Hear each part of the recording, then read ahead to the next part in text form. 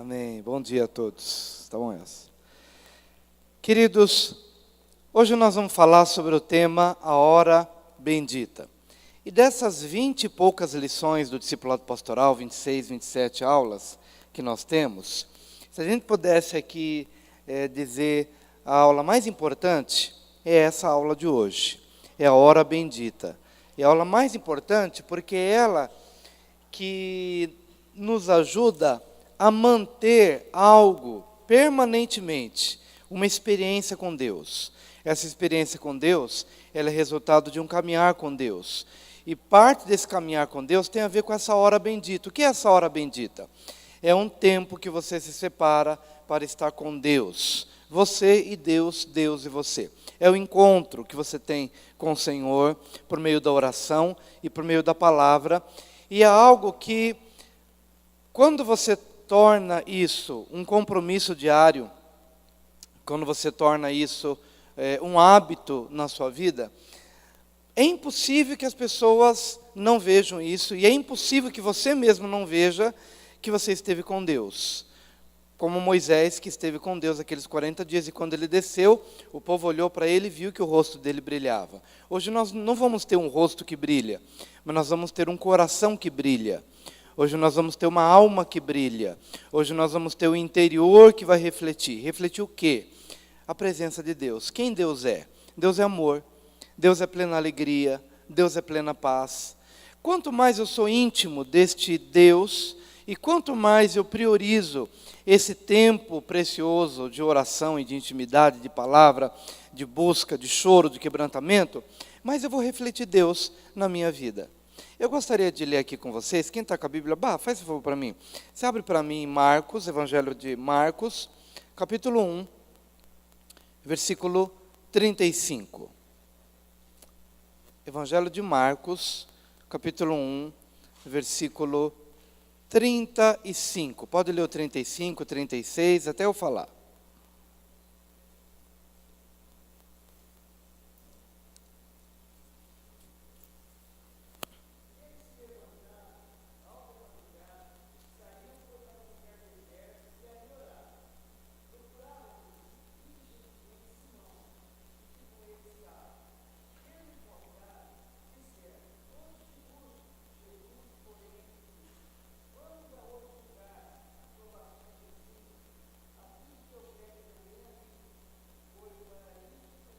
Isso, só até aqui.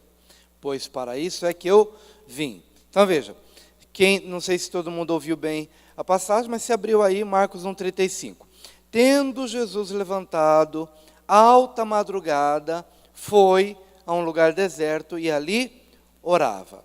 E num determinado momento, Pedro e os demais discípulos o procuraram dizendo: Mestre, todo mundo te procura. Quem é esse todo mundo que procura? Se você olhar para a passagem, vai perceber que o dia anterior foi uma bênção. Foi um dia de curas, de milagres. Então, certamente, aquele povo estava em alvoroço, né? Chamando o vizinho, chamando a mãe, o pai, todo mundo. Porque foi um dia tremendo. Jesus passou aquele dia glorioso, levantou-se bem cedinho de madrugada e ele foi buscar a Deus. E aí logo aquela multidão já de madrugada queria que Jesus tocasse, pregasse, curasse e fizesse tudo. Mas o que aconteceu? Quando Jesus passou esse tempo de oração, e que Pedro chegou dizendo: olha, todo mundo te procura, qual foi a palavra de Jesus? Olha, vamos a outras partes, vamos a outros povoados, eu preciso pregar lá também, porque foi para isso que eu vim. Humanamente falando, quem é que tomaria essa decisão que Jesus tomou? Veja, está funcionando a coisa, não está? Há um ditado popular que diz que time que está ganhando não se mexe, né? Então, olha, a multidão está lá, ao pé de Jesus, correndo, queremos cura, o vizinho chegou e tal. Quem de nós não teria ficado mais um dia ali para poder pregar e ministrar e dar continuidade? Todos nós ficaríamos. Se a gente colocar isso para o outro lado também, profissional, por exemplo, você está ganhando, a coisa está acontecendo, você está vendendo, você vai mudar de lugar? Não vai. Porque a nossa tendência natural é agir de acordo com as direções que a nossa mente dá. E quais são as direções que a nossa mente dá? O intelecto, o raciocínio, a lógica, a matemática, o que está funcionando, o que está dando certo. Mas Jesus, naquele dia, o que ele fez? Depois deste tempo de oração, ele discerniu no Espírito, porque Deus falou com ele, porque o Espírito Santo de Deus mostrou para ele naquele dia, naquele tempo de oração, olha, aqui acabou. Não olha para a multidão, não olha para o clamor do povo, não olha para a lógica, não coloque no papel isso, por quê? Porque eu estou dando para você hoje uma outra direção. Jesus, embora fosse Deus, mas ele viveu exatamente como homem aqui. E ele precisava desse tempo de oração, e ele precisava de ouvir a voz do Espírito Santo. E aqui nessa passagem bíblica, dentro dessa introdução sobre o tema A Hora Bendita, nós vamos encontrar que Jesus obteve duas coisas nesse tempo de oração. Primeira coisa que ele obteve, direção. Diga, direção. Diga, a hora bendita, que é um tempo de oração, onde fico com Deus, eu recebo direção para a minha vida. Quantos aqui não precisam de direção para a sua vida? Só eu preciso de direção? Todo mundo aqui precisa. Todos nós precisamos de direção. Todos nós precisamos de direção. E Jesus, queridos, se ele não tivesse esse tempo de oração, ele ficaria lá mais um dia. E talvez ficar mais um dia seja o grande problema da nossa vida. E eu ia trazendo aqui para o nosso mundo, né? Para a nossa realidade. Quantas vezes a gente não fica só mais um dia? A gente fica uma semana, a gente fica um mês, às vezes a gente pode ficar um ano inteiro fora do lugar que a gente deveria estar. Ou fora da vontade de Deus. Por quê? Porque não discernimos. Deus está falando direto. O grande problema é que a gente não para ouvir. E então Jesus, alta madrugada, se levantou e ele foi buscar a Deus. Porque ele sabia que, como qualquer outro homem, ele receberia talvez as pressões que todo homem recebe. A pressão de sair ou a pressão de ficar. A pressão de fazer ou a pressão de não fazer. Mas, Senhor, o que tu queres que eu faça? Qual é a tua vontade específica acerca desta situação? Então, aquela hora bendita, ela foi determinante para trazer a Jesus direção. Vamos a outros povos. Pedro estava dizendo, o povo está aqui. E ele estava dizendo, não, eu estou discernindo em Deus outra coisa. Vamos para outros lugares. E na sequência, que nós não lemos, a Bíblia diz que Jesus foi e os resultados o acompanharam, porque ele estava dentro do veio divino, dentro da palavra e dentro da direção divina. E a gente não se cansa de compartilhar aquela passagem tão tremenda, quando os discípulos trabalharam a noite toda e não pescaram nada. E olha que estamos falando de profissionais.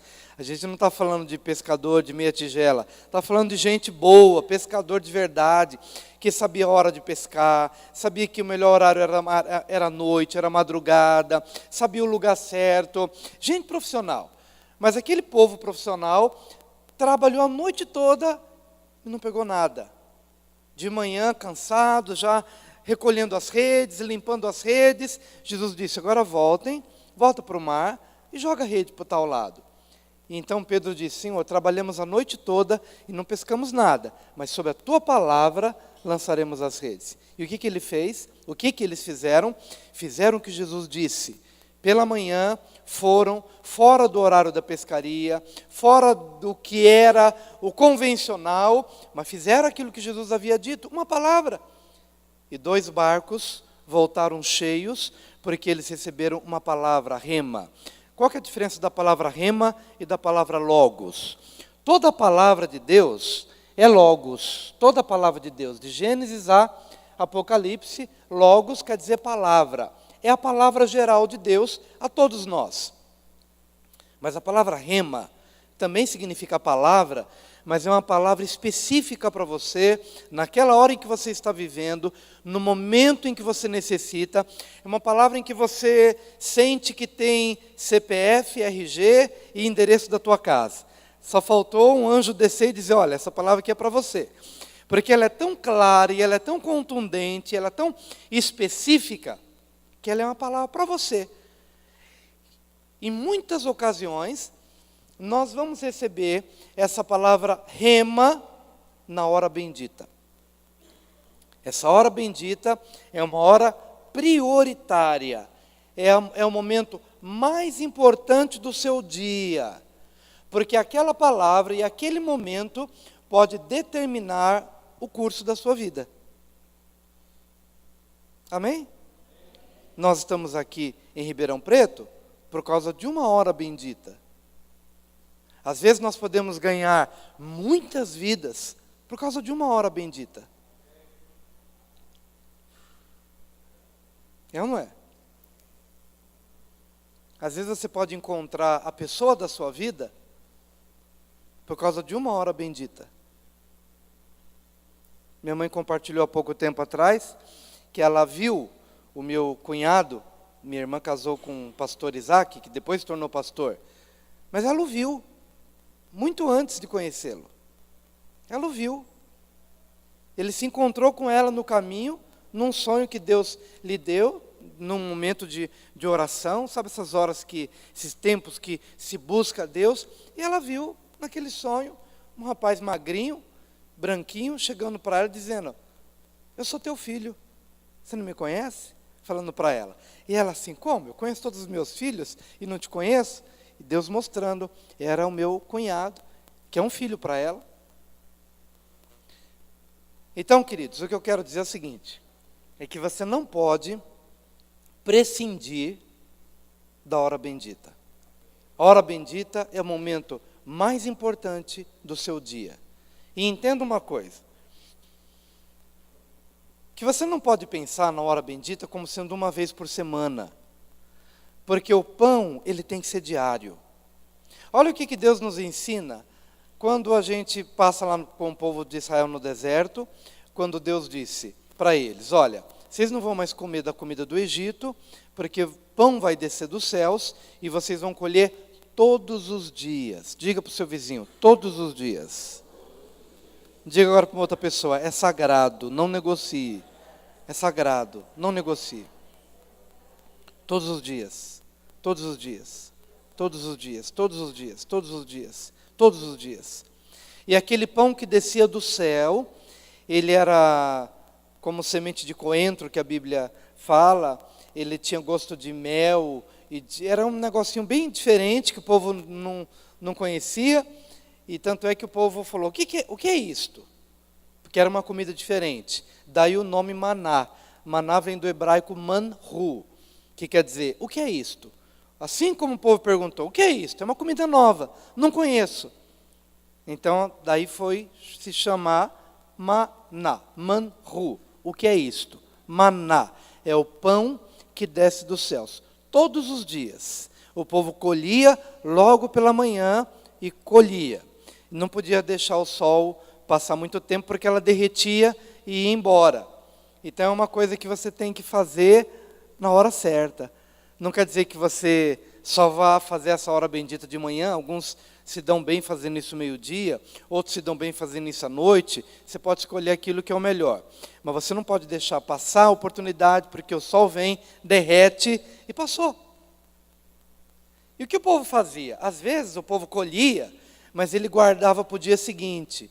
Mas no dia seguinte, quando ia pegar, o que tinha acontecido? Tinha estragado. Apodrecia de um dia para o outro, porque Deus queria imprimir na consciência e no coração de cada um daqueles que o alimento tem que ser diário. A pregação de domingo passado, embora ela seja a palavra de Deus que permanece para sempre, mas o rema para você já passou. Você precisa do rema hoje. A pregação de domingo passado vai ser logos para você hoje, mas já não vai ser mais rema. O rema é hoje. O rema é agora. A palavra específica é agora. Então você precisa do maná hoje, para o dia de hoje. E você não pode pegar desse maná e guardar para o dia seguinte. Qual é o problema? Porque quando você guarda para o dia seguinte, você começa a ficar com comida envelhecida. E você não se renova em Deus. Você precisa se renovar em Deus. A palavra de Deus também nos diz o seguinte, que ainda que o nosso corpo se corrompa, o interior, contudo, se renova dia a dia. Diga: a renovação espiritual é dia a dia. Então, a porção de hoje você precisa buscar. Eu sei que no domingo é mais fácil, porque você está aqui, recebe o louvor, recebe a ministração do louvor, a palavra, mas e na segunda, e na terça, e na quarta? Você precisa se renovar dia a dia. A segunda coisa que nós encontramos nessa passagem que o Bá leu, quando Jesus disse, vamos a outras partes, porque foi para isso que eu vim. Primeiro ele recebeu direção, vamos a outras partes. Deus mostrou para onde ele deveria ir. E a segunda coisa é que ele disse, vamos a outras partes, porque foi para isso é que eu vim. Primeira coisa é direção. E a segunda é propósito. A hora bendita tem o poder também de não somente dar direção, mas renovar o propósito da nossa vida. E quando ele fala isso, pois para isso é que eu vim, o que aconteceu naquela hora de oração?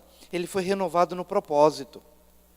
Como homem, ele corria o risco, como nós corremos, de perder a visão de propósito. Isso não acontece? Quantos maridos nós temos aqui? Quantos maridos? Temos alguns maridos aqui. Uns mais bonitos, outros mais bonitos ainda. Mas temos muitos maridos aqui. E o que acontece? É que todos nós casamos com propósito. Mas vai passando o tempo, vai passando o tempo, vai passando o tempo, e a gente começa a perder a percepção do propósito. A gente começa a achar que ser marido é só pagar conta. Que ser marido é só colocar comida sobre a mesa. A gente vai perdendo a noção de propósito.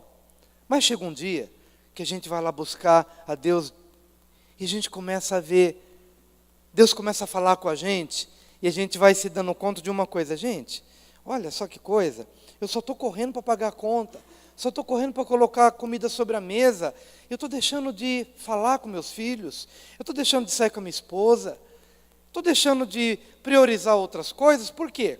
No decorrer da jornada, eu fui perdendo a noção de propósito. Propósito de ser marido, propósito de ser esposa, propósito de ser filho, propósito de ser pastor, propósito de ser profissional. O profissional começa com aquela devoção de integridade, de honestidade, mas no decorrer da jornada, as pressões vêm, os convites vêm, uma oferta vem, e a pessoa vai se corrompendo profissionalmente falando, vai perdendo o amor pela profissão e vai se tornando apaixonado pelo dinheiro, apaixonado pelas coisas. E aí chega um determinado momento que ele precisa de um encontro com Deus para reavivar o senso de propósito. Gente, eu não desenvolvi essa profissão para isso. Tem uma hora que ele tem que ser sacudido e ser renovado na visão de propósito original. Ser cristão. A gente perde a noção de propósito. Eu deixo de descobrir, e às vezes a gente vai passando a vida cristã, vem à igreja, estuda, e tem muitas experiências boas com Deus, mas esquece que uma das coisas mais importantes da sua vida é fazer discípulos. Que foi o que Deus mandou fazer. Ide, fazer discípulos. E aí a gente acorda num determinado dia dessa hora devocional e vai procurar nossos filhos espirituais e não os acha. Senhor, a quem eu tenho influenciado, a quem eu tenho pregado evangelho, a quem eu tenho ensinado, a quem eu tenho compartilhado das verdades, e descubro que o grande propósito de ser cristão, porque ser cristão é ser a reprodução de Jesus Cristo em seu caráter e em sua missão, e a gente descobre que tem sido 50%, que a gente tem buscado talvez ser uma reprodução de Jesus no caráter, mas não na missão, sendo que a missão dele foi o quê? Dar a vida pelos outros, foi fazer discípulos. E é nessa hora, num dos momentos em que a gente está diante de Deus, e Deus pergunta, onde estão teus filhos? E a gente vai vai dizer, puxa, o Daniel está trabalhando, a Esther está estudando, o Levi está jogando bola, e aí Deus pergunta, mas não estou falando desses, porque esses estão aí debaixo do seu teto. Eu estou falando dos outros filhos. Onde estão os seus outros filhos? Senhor, era para ter mais? Sim, porque foi para isso que eu te chamei. Você nasceu para isso. Você nasceu para se reproduzir. Você nasceu para dar vida a outros. Você nasceu para ensinar a outros, a ministrar a outros. E aí a gente acorda, Deus, como é que eu não percebi isso antes? Como é que eu não percebi isso antes? Veja, quanta coisa que Jesus, nessa passagem de Marcos 1, 35 em diante, que foi a sua hora bendita, quando ele levantou de madrugada e foi buscar a Deus, a multidão estava no pé, vem, vem, vem, e Jesus lá naquela hora bendita recebeu o quê? Direção, outro lugar, vai para outro lugar agora, a unção estará no outro lugar, a bênção estará no outro lugar, e ele recebeu essa direção e foi. Você precisa de direção para os seus filhos, para o seu marido, para a sua casa, para a sua profissão, para o seu ministério. Direção, em segundo lugar, propósito. Pois para isso é que eu vim. Reavivou-se nele o senso de propósito. E é justamente, querido, esse tempo de devocional com Deus que vai determinar para você também uma nova dimensão no seu ministério. Uma nova dimensão no seu ministério. Talvez Deus queira que você seja um missionário num determinado lugar do mundo. Você sente alguma coisa queimando no teu coração, mas você não sabe ainda o que, como, quando, com quem. Você não sabe. E glória a Deus que você não sabe. Então você vai buscar.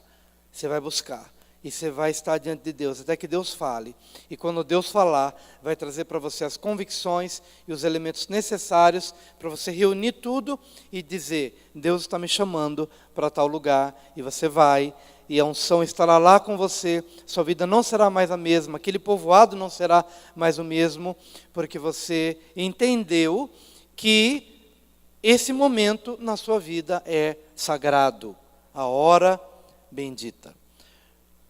Eu estou aqui só na página inicial, mas como eu conheço a lição, eu já falei muita coisa que está aqui. Na verdade, a aula já praticamente já foi dada. Mas vamos agora só para algumas partes mais específicas, para a gente... Tudo isso aqui já passei, tá, gente? Já está aí no seu livrinho, discipulado pastoral, mas eu quero passar aqui algumas coisas mais específicas. Tudo aqui, o deserto, o versículo do interior.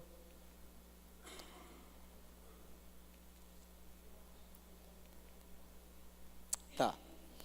Para você agora estabelecer a hora bendita, você precisa de algumas coisas. Em primeiro lugar, decida sobre o tempo. Agenda diária, comprometimento e menos sujeito a descumpri-lo. Quando você decide sobre um tempo e você coloca na sua agenda, né, que aquele horário é um horário em que você se separa para estar com Deus, quando você faz isso, é mais fácil você cumprir. Quando você deixa a coisa meio solta, né, se der, você faz, se não der, você não faz, né, aí fica aquela coisa meio sem compromisso. Mas quando você agenda, você assume um compromisso, você estabelece aquilo de uma forma um pouco mais precisa. Esse é o texto que eu acabei de ler. E levantando-se de manhã, muito cedo, estando ainda obscuro, ou ainda escuro, saiu e foi para um lugar deserto, e ali orava. Por que um lugar deserto? É um lugar onde você não tem distrações, onde não tem concorrência de pessoas, de agitação, de telefone tocando, de internet sendo ligado, de Facebook. Não, apartar-se de tudo isso, porque tem gente que a primeira coisa que consulta, logo quando acorda, é o Facebook, para ver quem falou com você, quem mandou mensagem para você. Mas a primeira pessoa que mandou mensagem para você no dia é Deus. Todas as manhãs, Ele tem um maná para você, entenda isso. Todos os dias, Todos os dias Ele separou um maná para você. E Ele está na expectativa. Tem uma luzinha vermelha lá, tem uma mensagem divina, o número 1 ali na parte de mensagens do Facebook Divino, que quando você abre o Facebook Divino, todos os dias tem uma mensagem de Deus para você. Um maná, um pão fresquinho para você, trazendo direção, mostrando para você o caminho que você deve andar. Então essa é a primeira página que você deve consultar, a página de Deus. Ok? E ali orava. O salmista mantinha o mesmo hábito de orar pela manhã. Olha só o Salmo 5,3. Vamos juntos aqui ler essa passagem. Pela manhã ouvirás minha voz, ó Yahvé. Pela manhã te apresentarei a minha oração e vigiarei. Olha só. Pela manhã ouvirás minha voz, ó Yahvé. Pela manhã te apresentarei a minha oração e vigiarei. Por que vigiar? Porque quem fala, ouve. O que ele está dizendo? Ele tem uma expectativa. Pela manhã, ó Yahvé, o Senhor ouvirá a minha voz. Pela manhã dirigirei ao Senhor a minha oração. E vigiarei. Ou seja, ficarei atento. Porque a qualquer momento o Senhor vai falar. Pode falar durante aquele tempo de oração. Pode falar durante o dia através de alguma pessoa. Pode falar durante o dia através de algumas circunstância, mas eu vigiarei. Porque eu estabeleci um relacionamento com um Deus pessoal. Um Deus que ouve e um Deus que fala. Amém? Agora, querido, o conselho de se fazer de manhã é porque a gente passou uma noite de descanso, nossa mente está mais fresquinha. Percebam que o culto da manhã, ele é mais produtivo do que o culto da noite. Porque a gente acabou de acordar, está descansado, parece que a gente está limpinho, né? Parece que a mente da gente está limpa. Quando chega a noite, tantas imagens, tantos sons, tanta coisa, parece que a gente já está meio cansado. Mas enfim, cada um tem um metabolismo, cada um tem uma forma. Não quer dizer que só de manhã que serve. Você pode, de repente, se identificar com o período da noite. A gente que tem um metabolismo onde ele funciona melhor durante a noite. Eu tinha um colega meu, pastor, que ele trocava o dia pela noite. Realmente ele descansava durante o dia, mas ele era muito ativo durante a noite. Durante a noite ele fazia os estudos, e pregava, e fazia tudo muito melhor do que pela manhã. Cada um é cada um. Você vai se descobrir, e vai descobrir qual que é o melhor horário para você. A segunda coisa que você precisa, a primeira qual que é? Decida sobre o tempo. Quando você vai se separar para buscar a Deus. Mas a segunda escolha é, decida sobre o lugar. Lugar certo é chave para o seu êxito. Amém? Você não vai procurar um lugar de muito acesso às pessoas, onde tem gente passando toda hora, chamando você. Você vai procurar um lugar tranquilo, como Jesus procurou um lugar deserto, a fim de orar. Que lugar da casa é o melhor? Você que sabe qual que é o melhor lugar da casa. Para uns é o quarto, para outros é a sala, para outros é o banheiro. E estou falando de sério mesmo do banheiro, porque tem gente, tadinho, né, que tem tanta luta em casa, e é tanta perseguição em relação a ser cristão, a ler a Bíblia, a orar, que a pessoa não tem outro lugar em casa a não ser o banheiro. Ali ela vai ficar tranquila, tranca a porta, fica ali, e ali ela vai ter o tempo com Deus. Não importa o lugar, mas que aquele lugar seja um lugar onde você possa ter tranquilidade para estar com Deus. E um lugar onde você possa levar Bíblia, livro devocional, caneta, caderno. Por que levar caneta, caderno, Bíblia, ou algum livro devocional, ou até mesmo, às vezes, um CDzinho para tocar um louvor, uma música de adoração? Porque todos esses elementos podem ajudar e podem ser necessários. Vou dar um exemplo. Quando você cria o hábito de levar um caderninho ou uma agenda, e você anota ali, aquelas anotações, elas poderão ser ricas para você, não só naquele dia, mas no futuro. Eu costumo fazer isso, e as agendas vão ficando lá na estante de casa. E vez por outra, quando a gente está orando, ou quando está lá em casa, Deus fala comigo, vai lá na estante e pega aquela agenda, pega a agenda marrom. Aí eu vou lá, no meio de tantas agendas, pego a agenda marrom, e eu abro ali, e um dia desses eu me deparei com uma coisa interessante. Peguei ali e vi que a minha anotação daquele dia foi uma anotação que me deixou muito feliz. Foi o dia em que a Esther tinha sido batizada no Espírito Santo, tinha sido o dia em que o Levi tinha me contado, pai, no domingo eu participei de um concurso na escolinha, de concurso bíblico, e eu ganhei o concurso. E eu fiquei muito feliz, porque ele pequeno dizer que ele ganhou o concurso, aquilo me trouxe alegria. E naquela mesma anotação, tinha uma experiência que o Daniel tinha tido também, que estava em oração, e Deus trouxe uma palavra profética para ele, dando direções ministeriais. Num dia, eu tinha anotação dos 3 filhos. E quando eu olhei para aquilo renovou o meu senso de confiança, de que os filhos não são meus, que os filhos são dele, de Deus, e que Deus cuida deles, e que Deus os leva a terem as experiências de vidas. E eu precisava daquilo, porque em determinados momentos da nossa vida, a gente precisa de uma reafirmação, de uma convicção que Deus está ali, cuidando de cada detalhe. Você anota aquilo. Amém? Entende o que eu quero dizer? Então, levar para a sua devocional caneta, caderno, agenda, Bíblia, e você anota ali uma impressão. Anota ali o que Deus está falando para você. Amanhã, aquilo vai ser um instrumento de fortalecimento para a sua fé. Tá bom? Decisão ainda sobre o lugar. Mas em terceiro lugar, decisão sobre a duração do tempo. Jesus dá uma indicação lá em Mateus 26:40, quando ele estava no jardim de Getsemane, e que ele voltou e viu que Pedro, Tiago e João estavam dormindo. Jesus tinha pedido para que eles ficassem vigiando com ele, mas eles estavam dormindo. E o que Jesus disse?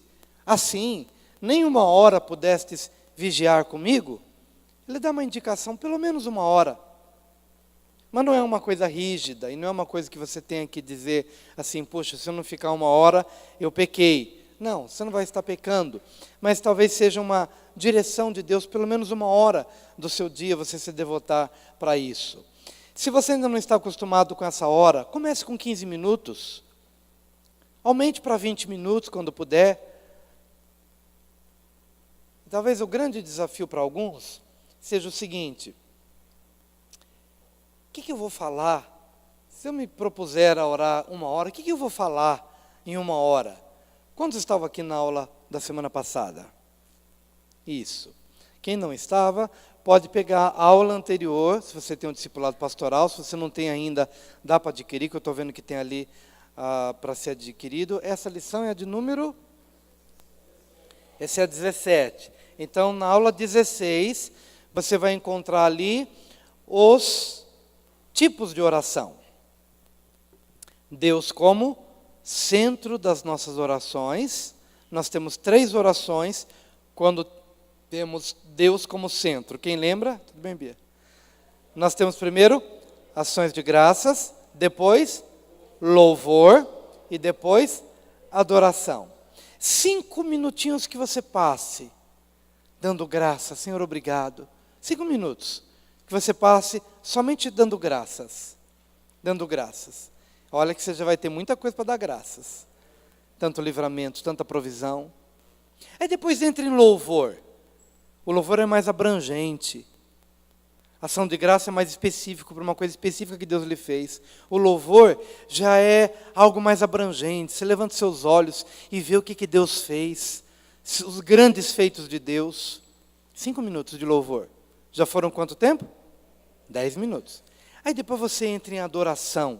Já não é mais por alguma coisa específica que Deus lhe fez. E também não é pelo que Deus faz. Mas é pelo que Deus é. Pelo que Ele é. Você o adora. Você o ama. 5 minutinhos que você passa em adoração. Já foram quanto tempo? 15 minutos. Então tá bom. Deus como centro. Agora, nós como centro das nossas orações. Quais são os tipos de oração? Primeira é petição ou súplica, que é uma necessidade específica que você apresenta. Uma petição, que é uma petição ou súplica. A outra qual que é?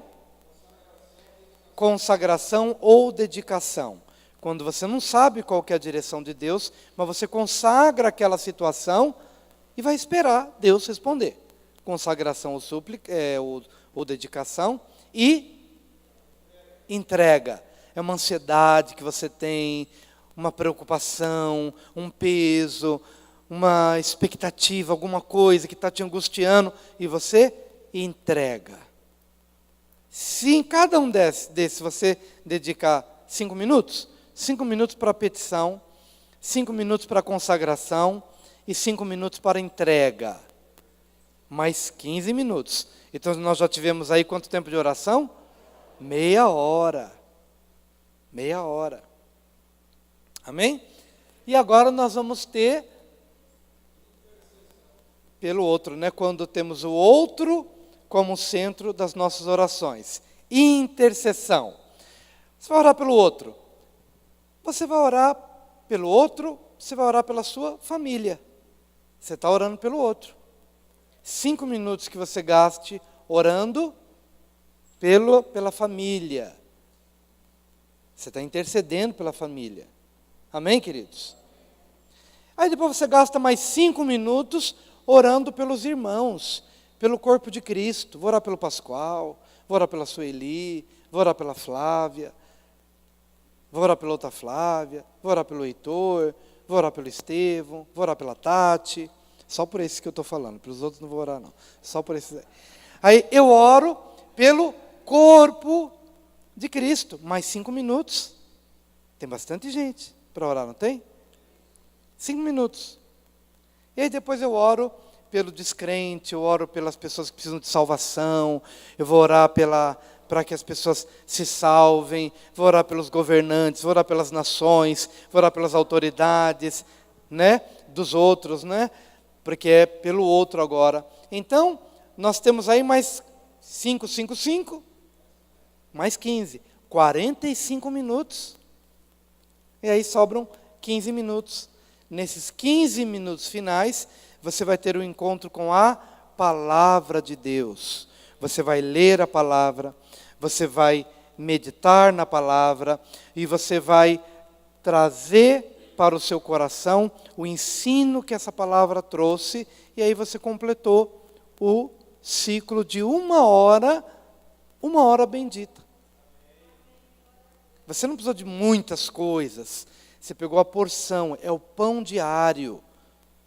Mas, amados, vai virar uma dinamite se a cada dia você tem essa disciplina, porque tem gente que quer, não, eu quero toda a revelação de Deus, e vai, e quer ler de Gênesis a Apocalipse num dia só. Não é assim que funciona. Você não se empanturra num dia só. Você come pouquinho. Come um pãozinho ali, come um mamãozinho ali. Você come aquilo que é preciso, coisas em pequena quantidade, mas aquilo que é preciso para aquele dia. Amanhã você come mais.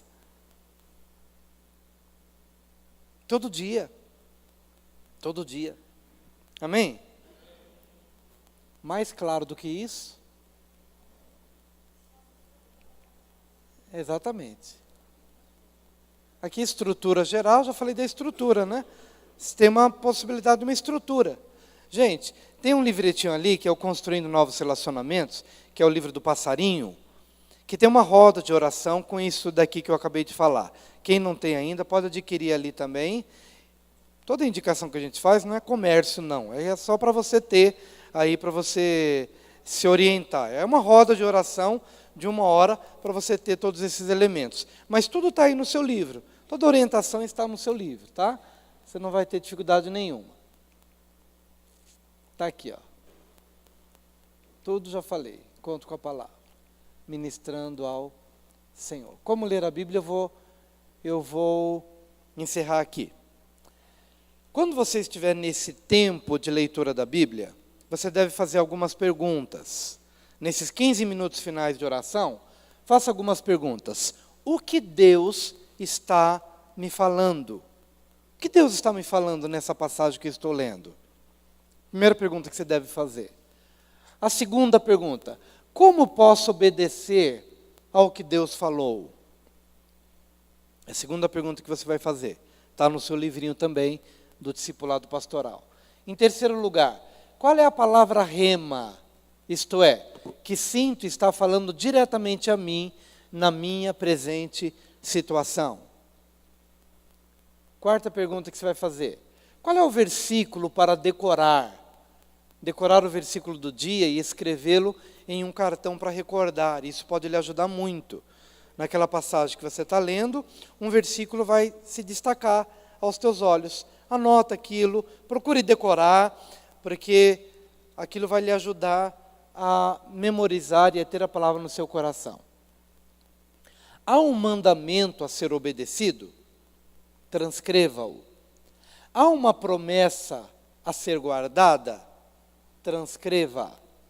Há um princípio a ser observado? Transcreva-o. Neste tempo devocional diário, faça o seguinte: peça ao Espírito Santo para iluminar seu entendimento e você receber a mensagem que Ele tem para você através do que leu.